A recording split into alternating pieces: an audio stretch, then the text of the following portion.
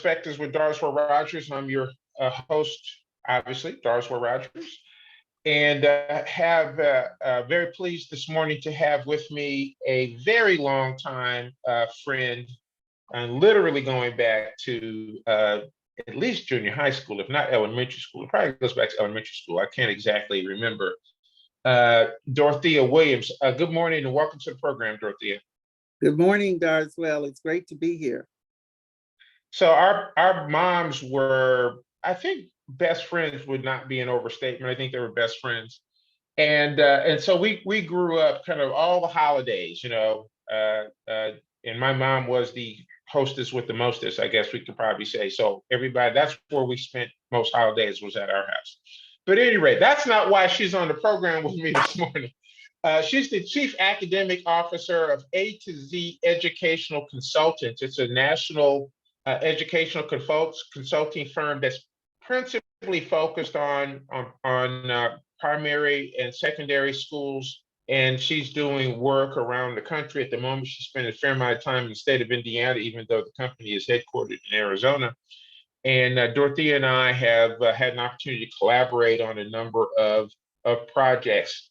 And in particular, right before the pandemic, leading into the pandemic, and since, the issues and the challenges with our educational system have even been more exacerbated. And so to kick this conversation off, Dorothea, focusing on education, talk to me about what you currently see to be the real challenges that we have in our educational system. And, and generally, how do you see the system responding to those challenges? One of the biggest challenges I see, particularly in our elementary programs, is our third graders are very challenged because many of them were caught in this whole COVID piece. So some of the foundations for reading and math, they did not have necessarily the same kind of access they would have had they been in a face-to-face experience.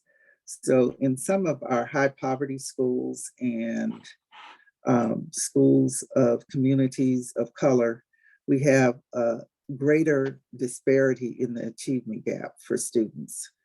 So closing that gap is going to be critical. I think it's a wonderful time in education because industry is changing so we need to have our kids very skilled in the areas of reading and math, because the jobs of the future, most of them haven't even been created, and they'll need to be able to transition into the workforce. But if they're not skilled, if they don't have real good reading and writing skills, and they're not able to compute with any accuracy or understand mathematically, be able to think about problems and solving problems, they'll be left out of the workforce. And so how do we get them prepared for that seems to be one of the things that's on the forefront of my mind. When you talk about third graders, I want to just draw the connection. So these are students that would have been kindergarten, first grade when the pandemic hit. Yes. And so that foundation of being in a classroom and going through the nuts and bolts, they were doing it remotely. Correct. There was not, the social connections at school were not there. The school systems were struggling, and the teachers and the like, to figure out, how do I do online education? You've got young people expecting them to sit and stare at a computer screen for extended periods of time. The issues as to whether or not the parents or anybody, they might have had a sibling literally sitting a few steps, a few feet away from them, also on a computer. And so just the general dynamics of how do you learn in this incredibly foreign environment of still being in your house or someplace like your house, staring at a computer screen, versus being in a school environment with your peers in a structure that at least the teacher understood how to convey information in that old structure, but so everybody's kind of struggling with all this newness. so when you begin to talk about why they're uniquely challenged, I think that that's at least some of the core reasons why you come up with that point of view. Yes, and I think the socialization piece is very critical to think about as we talk about how the pandemic affected our schools. Many of our kids didn't have that same socialization that they would have had in a regular classroom experience. So many classroom teachers are experiencing different behaviors that they've never seen before in their students as they are coming back to school. Because before I might have been sitting on the floor or lounging when I was going to school and doing my studies. And now I have to sit in a hard chair in a classroom and I can't take a break anytime I want to. Those things start to affect how kids move in a school, and trying to adjust to that and learning what schooling is and how are we successful in that school environment starts to be very important for our students. What I can say is that I think teachers have taken on a Herculean task. They want to see their students be successful. Um, they want to have opportunities to engage with their students. However, some of them are finding many of their students are further behind or did not come to that particular grade level with the skill set that they need in order to be able to move forward. So closing, it's almost as if teachers nowadays have to not only remediate, but accelerate the remediation and teach and keep in mind what is the ultimate goal that we want for students in order for them to be successful. So when you summarize the challenge for that group very well, and I know from other conversations that we've had that school systems are struggling to figure this out. Do you have some things that you've uncovered that are working better than other things in terms of that might be more effective? Because regrettably, we know that when the system came back up and running, it did not really. There was no mechanisms in place to say, "Hey, we've got a new reality, so we need to consider doing new things." There's just kind of been a presumption, and correct me if I'm wrong, where okay, I'm back in the school in the classroom, and I'm going to act like what would have happened, what would have worked before is still going to work. And we already know that it wasn't working that well in the past. So are there some things that you've uncovered that, hey, you need to try some different strategies? And if so, what would they be? When I look at the primary early education, I'm talking K-3, some of the things we need to do is to look at fluency, making sure kids are able to read fluently, because that ultimately affects their ability to comprehend.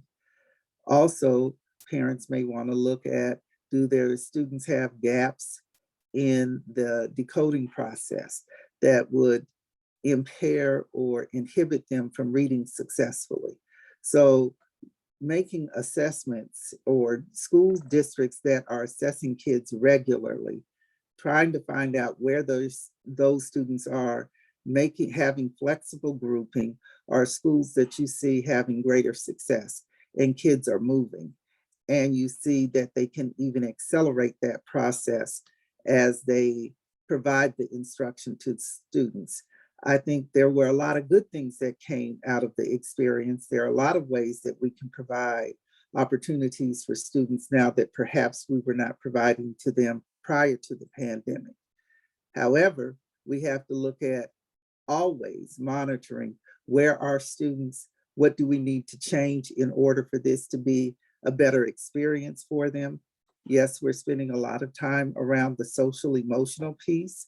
I think the pandemic exposed some of the challenges many of our students are faced with. And so that is important.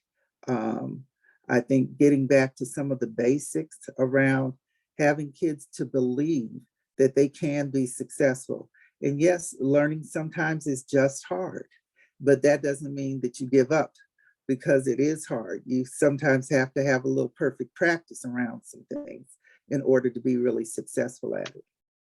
Can I go back to you talked about in this reading, the decoding process. I'm not sure I understand what you mean by focusing on making sure that students understand the decoding process. What is that? Decoding involves the whole process, is a part of the reading process where phonics comes in, knowing your letters and sounds and how we combine letters together to make sounds, and then how all of the letters and sounds together make words, so that kids can then understand how to read a word and put some meaning behind it. Then the comprehension comes also, that they have to understand what the words mean so that when they're reading something, they know what it actually means and can make meaning of it. So if you are a parent, if you were anyone trying to wrap your mind around this, is it as simple as doing a Google search for working on decoding for young people? I mean, how would one go about supporting a young person in decoding in the decoding process? There are a lot of things available on the internet, but the first place I would start is with the student's classroom's teacher, asking the teacher, where is my student? And having them to explain to you exactly where they see your child in the reading process, where they see them in mathematics, because numeracy is important as well. And so you want kids, oftentimes students feel that they're not as successful in mathematics as they are in reading. And both of them are coded languages. And we don't realize that sometimes. And a lot of times when students are having challenges, they just don't know the code. And once they learn the code in the pattern of the language or the pattern of mathematics, they can take off and be very successful. This notion of math being a code as well as English being a code, I don't think I've ever heard, I get it, but I don't think I've ever heard it described that way. And what's interesting, I'm going back to my personal experience, I really thought that I did not understand math very well until my terms, until I realized that math was simply a language. That's how I finally came to understand it. And just like any other thing, once you kind of understand the foundations of that language, so much is possible that you didn't understand. So so what's the difference between me saying it's a language and the decoding process? The decoding process is related to, as I said, sounds and letters, and how we put sounds and letters together to make words, and how we put words together to make sentences. And those sentences all give you some meaning. And we want to have kids to not only understand how to decode a word and be able to say it, but they also need to know what that means. Once they say it, you have to put meaning with it. And that's when you start reading, when you can make meaning out of what you read. Yeah, I have some colleagues that have done some, they've written some peer-reviewed papers related to re-envisioning the way the school system works. And the notion of gamifying something like what you're talking about seems like a very viable scenario. So kids are spending all their time on their phones and on the computer playing games. And it seems to me that there should be, and I'm wondering whether or not you've seen anything where some of these questions around how to improve your reading or decoding has been connected to games that kids like to play. Yes. There are several programs out there that have gamified some pieces of reading for students. We have a lot of applications available for students, both in reading and math, that have a have a gaming component to it. And kids, of course, take to it and they enjoy the experience. However, there also is that side of when they take a exam or they have to take a standardized test, you have to be able to, that it's not gamified. So they're going to have to be able to translate or transfer that knowledge into another format. And I think that's where we sometimes lose some of our students. When it's fun and I don't have to write anything, I do really well. But when I have to start putting all of my thoughts together to write a cohesive paper, especially when we start getting in middle school and high school, that's where some of the students are falling behind, or they're not able to do it as successfully as we would like them to do. We're talking to Miss Dorothea Willams. She's the Chief Academic Officer for A2Z Educational Consultant. They're a national educational consulting firm working principally in public schools around the country. They're headquartered out in Arizona. Dorothea, there's two other things that you discussed as it just relates to the state of in particular that K3 group. One of them was social emotional, and then the other one was whether what students actually believe in terms of what their academic capabilities are. So let's kind of take them in that order. And this social emotional dynamic is not just impacting that K3. It impacted the teachers, it impacted the parents, it impacted everybody who went through COVID has had some level of incremental or differing sorts of social and emotional stress. So let's start by defining what exactly do you mean by social emotional within the context of what we've been experiencing. Well, the social emotional learning piece, the SEL piece, is talking about how do kids learn socially? How do we talk about their feelings? How do we allow them opportunities to express what they're feeling in a positive way? So it's not, if I'm angry, how do I de-escalate myself? How do I talk about what is bothering me, as opposed to using my hands or having a meltdown or possibly having a tantrum, whatever the behaviors that are negative, so that those around you don't understand necessarily why you're upset. So you have to be able to express it so they're able to understand what is bothering you, so we can come to a solution. How do you come up with a resolution? And helping them to have a sense of control of how do I determine what is the best way to communicate what I'm upset about. And so teachers are really working at helping students to learn how to do that. Many of our schools have social workers in them now that are providing students with opportunities to have support in that, and looking at other strategies for expressing themselves, as opposed to what is a negative strategy or negative behavior. I don't necessarily want to dwell on this next question I'm going to ask you in the social emotional dynamic, but it came to mind as you were talking, because my niece is a social worker, I guess a child psychologist in a middle school out in California, and she says that every day she's got to go out and convince some of the students to get out of the car to come into the school because of their fear of gun violence in the school. Have you seen that as being any in the work that you've done? Has it, or what have you seen? It's just generally speaking in terms of students and fear about that. There are a lot of students who have a lot of anxiety about being in schools. It could be related to bullying. Social media certainly hasn't helped us at all with that. Some of it is related to gun violence. They don't know if they're going to be safe at school. And you don't necessarily always realize that this is weighing upon them. And they don't want to come to school. They want to be where they know that they are generally safe.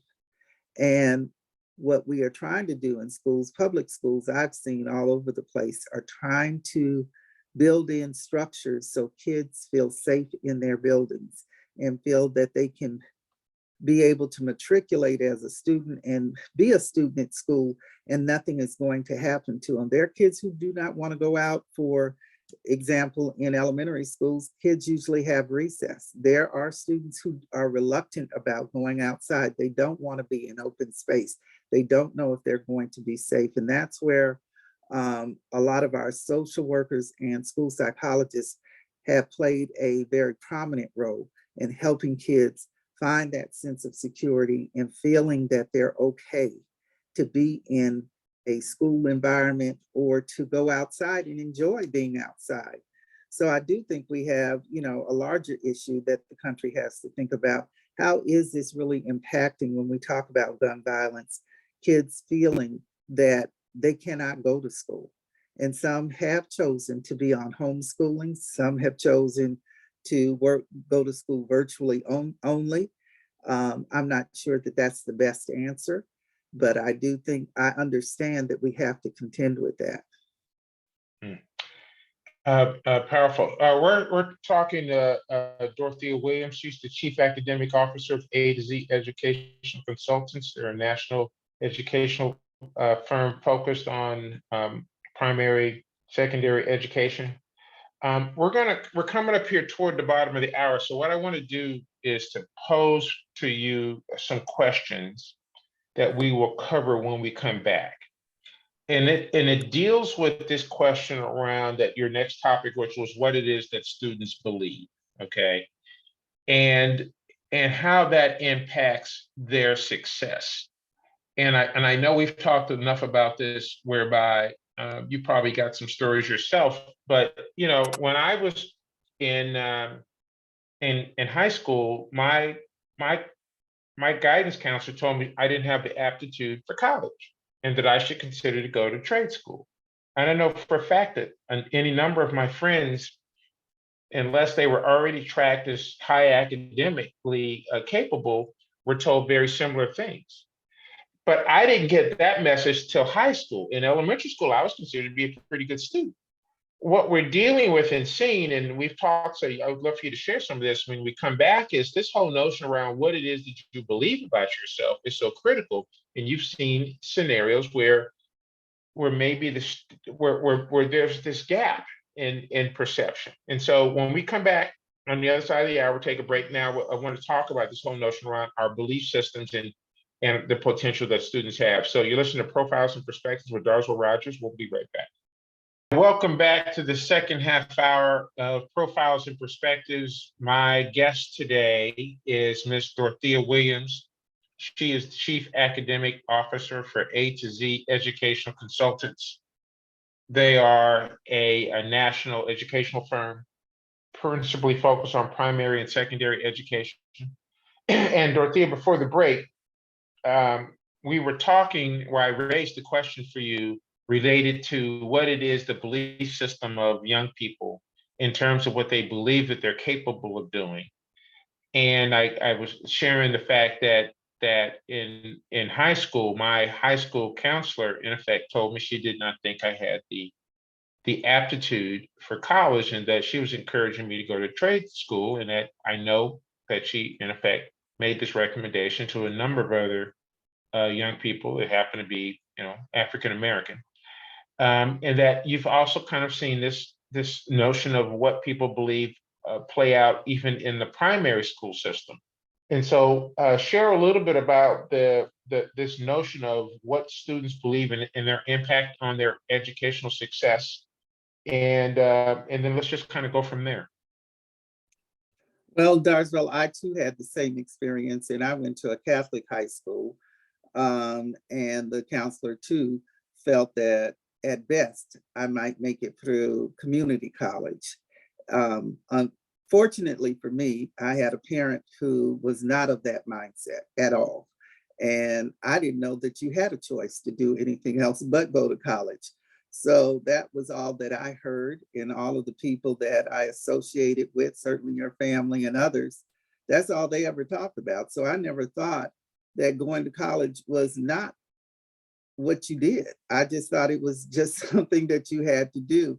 And I was a bit deflated when this happened. And I remember my mother having a conversation with me about, but where have you heard that in your household or in your family structure that you're not able to go? And I had given such weight to what I was told in school that I didn't realize that in spite of what the counselor had said, I still could make it to college and be successful. So I am a person who's a strong believer that it is important for kids to hear throughout their schooling experience that they can do whatever they want to do if they're willing to put the work in. And sometimes it's going to be difficult. It's not always going to be easy, but they can meet whatever goal that they want. And I think it's important that parents make sure that their students' teachers believe that their kids can be successful. And some of the times I will say to parents, and that it's important for you to ask that question. Do you think my kid can read? Do you think my kid is going to be successful? They do have dreams. Do you think they can meet them? Because sometimes kids dream about things that the adults around them don't know anything about. And they have a vision that they can get there and that they can do it, that they can invent something. And if your perspective is not broad enough, or you don't have a belief, or you don't have an understanding of it, does not mean that it can't be done. And we want our kids to believe that they can do and achieve whatever they want to achieve. So from the cradle all the way through high school, I think it is important that kids hear repeatedly that if they have a dream about it and they want to do that, that it is possible for it to be done. Whether or not the adults around them know how to do it or how to help them get to that place, but keep the belief alive. Because I think some of our kids end up believing that they can't be successful because they may be in environments where people are not highly successful. That doesn't mean that they can't be successful and have a dream and have a vision for themselves that is different from what they may be living in. One of the great points that emphasizes this, there's Neil deGrasse Tyson, who is an astrophysicist, wrote a book called Starry Messenger, and people probably know him. He's written books. He's had a program, I forget the name of it, that kind of covers I think it's called Cosmos. And he's got a PhD. The Hayden Planetarium in New York City. He's the director of Hayden Planetarium, and he happens to be an African American guy. He makes a very interesting point around this question of education, and I'll tie that into the belief system. So this is a guy who went through the Bronx High School of Science, which was considered one of the top high schools in New York City, and then went on and got a PhD. And he makes the point that at no point in his educational career, if you had asked any of his professors, so who do you think the top performers in your class are going to be? Who's the player? Who's the person to look out for? He said at no point in time would any of his professors had said, oh, that kid, Tyson, you need to keep your eye on him. He's going to be special. Even though he had this aspiration of being an astrophysicist from the time that he was 9 years old. And he makes the case that the idea that we evaluate competency for future success on a set of grades that a student gets, it should never be the litmus test. He in so many words said that standardized test should never be used against the student. It's an indicator of something, but it's not an indicator of success. Most chief executive officers of companies, most highly successful people were B and C students. There's virtually no example. There are very few examples where the valedictorian of a school ended up being, you just think about all the people that we know who are successful. They weren't valedictorians, but yet and still, we've got a system that is structured, geared around what did you get on a test. So kind of deconstruct that idea for me, and what are your impressions of it? I would be in agreement with him. One of the things I would say when it comes to standardized testing is that is a snapshot in time. That was one moment in time. So it depends on how I got up that morning. For a lot of students, it depends on how their success will be determined about how they felt about taking the test on that particular day. I've seen kids do practice test and do fabulous, and then bomb the actual day of the test. Sometimes it's due to test anxiety. Sometimes it's due to an incident may have happened on the way to school. Sometimes it's due to they could be hungry, or they didn't get enough sleep the night before, or any number of things could happen. So it's just one snapshot in a student's academic life. It's not the begin all and end all, but what it should provide us with is an opportunity to look at, if a student is not excelling in an area, are there some things we can put in place as interventions or as support so that they can have greater success, but not as a determinant as to whether they will make it in life, because we don't know that. That is just one, it gives us it's a key indicator, but there are a lot of key indicators. What is your emotional intelligence? There are kids who are, you can see in kindergarten, are just leaders. They know how to lead. They know how to engage people. They know how to talk to people. And if we promote that along with the things they need to do to be academically successful, they can walk out with a different level of confidence. But one of the things that I would hope that all of our K-12s are doing across the country is at least promoting confidence for students. We want them to be not only competent, but we want them to be confident. I have had tested numerous students over the last few years, and they are great readers. And when you ask them the question, did you know you're a good reader? No. Has anybody ever told you you were a good reader? No. And it just saddens me, because how can you sit in someone's classroom and they not know that you really are a good reader and you haven't been praised for it? Parents sometimes are busy and they don't know. They trust the educational system to take care of their students in that way, in terms of all of their academic needs. But sometimes kids need to hear repeatedly and over, you are a good student.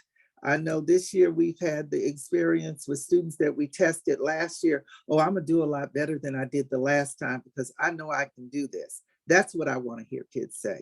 We want kids to be saying, yes, I can do this. I know I can do better. It may not be the best score, but it's better than it was the last time. And if kids have that kind of confidence about the fact that they can learn something, it doesn't always have to be perfect. I think sometimes we don't teach young people how to fail. How do you have an opportunity? You're not always going to be right, but you have to learn how to be able to fail and take that experience and allow it to propel you forward. So you've articulated, I think, some of the key elements here in terms of if I were to had the wand to re-engineer the educational system, you absolutely need standardized testing. You absolutely need to incorporate and encourage strong social skills. So that which I used to get criticized for talking in class, that skill is a time and a place for it. Some people, the idea of sitting still for long periods of time is an indication of their curiosity. It's not an indication of them having some sort of inherent issue with discipline. How resilient are you? That was one of the points you made. How do you respond to challenges? That's a key indicator of how successful you are. How your ambitions, all of these elements play into who you ultimately end up being. And coming back to Neil deGrasse Tyson, in this interview he did, he suggested that most of us succeed despite the educational system versus because of the educational system, because it really only provides strong praise to two groups: the high academic achiever and the high athletic achiever. Everybody else is just kind of in the middle, plodding along. Nobody's going to praise you. Maybe nobody's going to criticize you. They're going to slot you in various ways. But this idea that long-term success, which is what we need to be thinking about, in this notion that we're building lifelong learners versus, hey, I got out of high school and I never have to learn again, or I got out of college and I never have to learn anything again, is patently an error in how we should be running our education system. Your And I think thoughts? that's one of the easiest things that we can fix is the notion that we can support kids in their belief system. That's the easiest thing to fix. Just giving kids the words of encouragement on a regular basis, we know has a power, and it is exponential power in their ultimate success. And having kids to understand what it takes to get to the next step. Because a lot of times we do all of this data collection and tests, we do a lot of tests, but we never share with kids what it means. So why do I need to do better? What does this mean? How does this affect me long term? If I don't do well on this, what happens? Because sometimes I don't feel like it. In my particular case, I was never a person who had to be an A student. That was not important to me. I was more social, certainly too social in some of my classes, I'm sure my teachers would say. But I wasn't aspiring to be an A student. I wanted to understand information, and I wanted to be able to take that information and have a conversation about it. But whether I got an A or not was not important for me. So for all kids, getting A's, straight A's is not important. That is not an indicator of will they be successful long term. Because if they're not confident in themselves, if they don't have any resilience, if they can't communicate effectively, will they be successful? We see a lot of students who are a lot of our society as a whole. We have lots of brilliant people walking around on the planet that are not recognized for their brilliance. And we do not realize that sometimes they were traumatized through their schooling experience of not hearing that they are smart. Kids need to hear that they're smart, that they can problem solve. Yes, it's difficult in this particular moment, but it doesn't mean it's going to be difficult forever, and that you can get past this particular moment and you can be successful. I think you nailed that very, very well, and it really. I've got a certain level of frustration about the educational system. It really seems to be locked in place. The world is evolving, but I don't get the sense that most school systems are evolving at the pace that everything else is. Can you speak to where that challenge is and why you have found it to be so difficult? And Because I, setting aside the pandemic, we knew that the school systems weren't performing at a level that we would like. So, I mean, kind of what's our challenge in evolving the way we interact with our students? I think sometimes we're not clear on where we're going and what we want to accomplish by having a schooling experience. There are many superintendents who want the absolute best for their students. And sometimes they get bogged down with unions and other adult issues that aren't necessarily focused on academic achievement. I think it's important for organizations to have regular opportunities to talk about what their purpose is and who do they serve? Who is the customer? Who do we serve, and what is our vision for them by having this experience with us or taking this journey with us? What do we ultimately want them to have as an outcome? And I think if we don't revisit that on a regular basis, sometimes we get off track in terms of where we're headed. Do I think everybody, for the most part, I would say 99 or 98% of all of the people who are in K-12 institutions want good things for kids. But do we get distracted and we get off on tangents? Yes, that does happen. But I think we have to, when you have the opportunity to really sit down and think as an organization, where are we headed? Who do we serve? And what is our real purpose for being here? That it starts to clarify, and you start having some of these other things fall to the wayside, because our real focus should be on the students who are in front of us and giving them the greatest opportunity to be successful. So you're just nailing it. It reminds me of a good friend of mine, again, going back, Ramona Wilder. She's the chief executive officer of Wilder Preparatory Academy out in Inglewood, California, which is a school that's in an economically depressed area. and Wilder Preparatory Academy consistently, the federal and the state Department of Education, when they do the regular English or what do you call it? It's called the math and language skills tests. Right. Her students rank at the top in those rankings, despite the fact she's got the exact same kids that are in the traditional public school system. Now, it's a charter school, and we understand that there are certain benefits that charter schools have in terms of flexibility.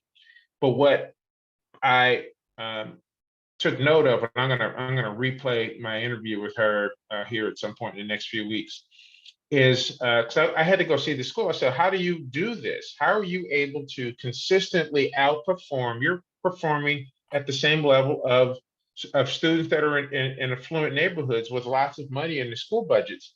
And there's two things that, setting everything else aside, there's something called the Champions Creed. I never really paid much attention to it, but it's the Champions Creed. And it, in effect, says that you are a champion. Every single student in that class, in that school, knows the Champions Creed. They literally stopped and just asked, tell him what the Champions Creed is. And they were able to tell me what it was. They were building a belief system in those students. And then it's called Wilder's Academy, and they had something called the Wilder Way. So every letter in Wilder Way meant something. And the students could tell you what it was.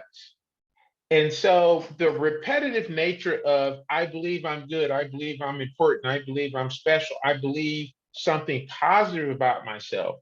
If we simply would decide to institute some sort of process of indoctrination, of positive indoctrination, it seems to me that's something that's simple, and I'm sure there's a lot more to what Wilder does than what I've just communicated, but it certainly is at least a step in the right direction.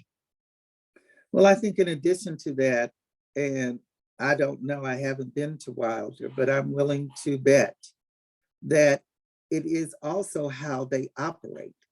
It's in their daily operations, what we do every day, how we receive kids in school in the morning, how they go out in the afternoon, what we talk about in our building. All of those start to reflect what the Wilder Way is. If that is the underpinnings of that organization, it comes up in everything that they do. And so it's not I just stand and rehearse or repeat, and I rehearse every day a creed, but I live that creed and I see others living it. Every adult around me lives that as well. They're champions also, and they're going to make sure that I'm one. And so it starts to become the culture of that institution, and everybody can see it, they can touch it, they can feel it, they can describe it. They know why it's different there. Because the question would be, how is Wilder different from a school that is right next door to them? And I'm sure students could tell you what the difference is. It's something that they feel, it's something that they know. So when we are looking at putting things in place, we want to make sure that everybody around in that organization has that same belief. Because if you have naysayers who are in the back, yeah, that's real nice, that's okay to say, but I don't think they're going to be successful, then it starts to diminish. Yeah, so Dorothea, we've only got a minute left. How would somebody get in contact with you? Oh, at A2Z Educational Consultants, and it's A with the number 2, Z-consultants.net. Or they can reach out to D. Williams at A2Z-consultants.com. Dorothea Willams, A2, Z-consultants.com. That's awesome. My last comment as I let you go is you said at one point something that I'm a big fan of, which is that you've got to have clarity around purpose. And the school system, if they focus on why do we come in here into this building every day? What's our purpose? And my argument would be to maximize the education capabilities of every child. And if that's the purpose, and everything flows from that, then you've got a wonderful opportunity. Dorothea Willams, A2Z Education Consultants, thanks so much for joining me this morning. It took a while to get this coordinated, but we got it done. I wish you an Yes. outstanding weekend, and we'll catch up with you later. Thank you so much, Darswell, for having me. It was a pleasure. And everyone, you guys, we'll see you next time. You're listening to Darswell Rogers.